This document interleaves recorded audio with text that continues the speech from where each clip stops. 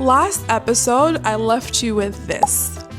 Today, I'm telling you how. The first time I took the GRE, it was based on vibes. I walked in, did the test, said hi to everybody, left, and failed. The second time I took the GRE, I paid over $2,000 for a tutor. He was terrible. He would spend over 30 minutes explaining one question. It was 2 hours a week for about a month and a half. He constantly rescheduled. $2,000 gone. Zero improvement. So the third time I wrote the GRE, I fired the tutor, I fired the prep program. I sat down with myself because I realized something. The problem was not math. The problem was what I had been telling myself at math, what I had been telling myself for years about different things. I'm bad at math, I'm bad at this, I'm bad at that. I was internalizing all these things and it was showing up in my test. So I rewrote the story. I took every single aspect of the GRE that I knew that I was bad at, and I made a plan for each and every single area.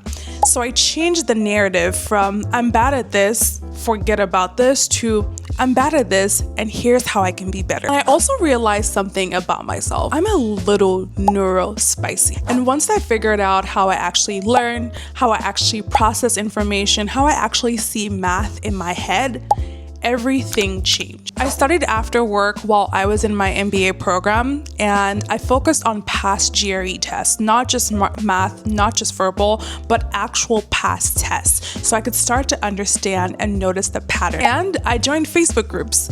At first, I was navigating towards the complainers, so people that would be like, oh my God, it's so hard, and I'm like, girl, same.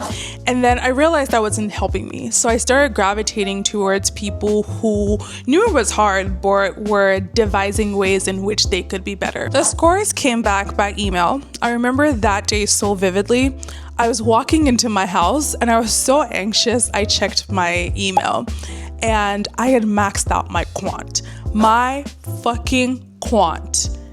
I almost peed myself. The same subject that I'd spent years, more than 20 years of my life telling myself that I was bad at. I called my mom. My mom doesn't always understand everything that I do, but if I'm excited, she's excited, and she was so excited. I'm like, Mommy, people would think that you were the one that wrote the GRE the way you're so excited about this. The $2,000 tutor did not get me to 170. The Facebook group did not get me to 170. The program did not get me to 170. Deciding to stop believing the things that I was telling myself that I could not do is what got me to 170. But a perfect score alone does not get you into Harvard. On the next episode, I will break down every single thing that I did that I believe got them to say yes, including the application, including the story, every single aspect of that. So stay tuned.